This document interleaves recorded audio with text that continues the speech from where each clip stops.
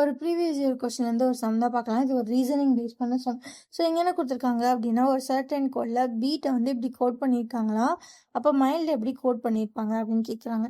So first வந்து அதுக்கு alphabet எழுதிக்கலாம். ABCD ஃபுல்லாக எழுதிக்கலாம்.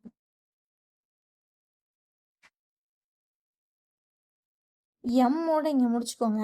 ஸோ அடுத்து என்ன பண்ணுங்க அப்படின்னா, எம்முக்கு கீழேயே எண்ணு போட்டு அப்படியே ரிவர்ஸில் எழுதுங்க. ஸோ ஏன் இப்படி எழுதணும் அப்படின்னா, சில நேரங்களில் ஆப்போசிட் லெட்டர்ஸை கோட் பண்ணியிருப்பாங்க.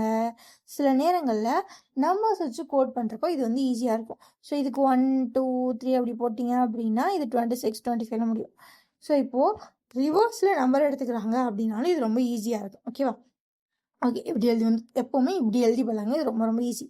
ஸோ இதை நான் ஏன் பர்சனலாக ஃபாலோ பண்ண ஆரம்பிச்சேன்னா, நான் கொஞ்சம் நல்லா தாங்க படிப்பேன். ஆனால் ஆல்ஃபபெட் எழுத சொன்னால் எதையாவது நான் விட்டுருவேன்.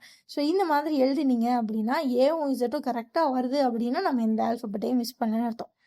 சரி, ஸோ இப்போ பார்க்கலாமா? பிஏ எப்படி கோட் பண்ணுறாங்க?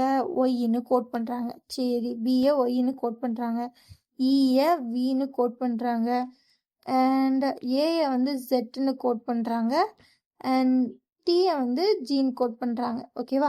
ஸோ இவங்க என்ன பண்ணியிருக்காங்க சொல்லவா? ஸோ இந்த மாதிரி எழுதினும் எக்ஸாக்டாக ஆப்போசிட்டில் இருக்க லெட்டரை வந்து கோட் பண்ணோம். MILDயா? ஸோ எம்முக்கு நேராக N, ஐக்கு நேராக R, எல்லுக்கு நேராக O, டிக்கு நேராக W, NROW தான். ஸோ அப்போ ஆன்சர் NROW தான் ஆன்சர். ஸோ எப்போவுமே இந்த மாதிரி எழுதி பண்ணிங்கன்னா இந்த மாதிரி சின்ன கொஷின்ஸ்க்குலாம் நம்ம ஈஸியாக ஆன்சர் பண்ணிடலாம். ஓகேவா? ஸோ இந்த மாதிரி நிறையா ப்ரீவியஸ் இயர் கொஷின் பார்க்கணுன்னா நம்ம சேனல் சப்ஸ்கிரைப் பண்ணிக்கோங்க. ஓகேவா? Bye guys, thank you.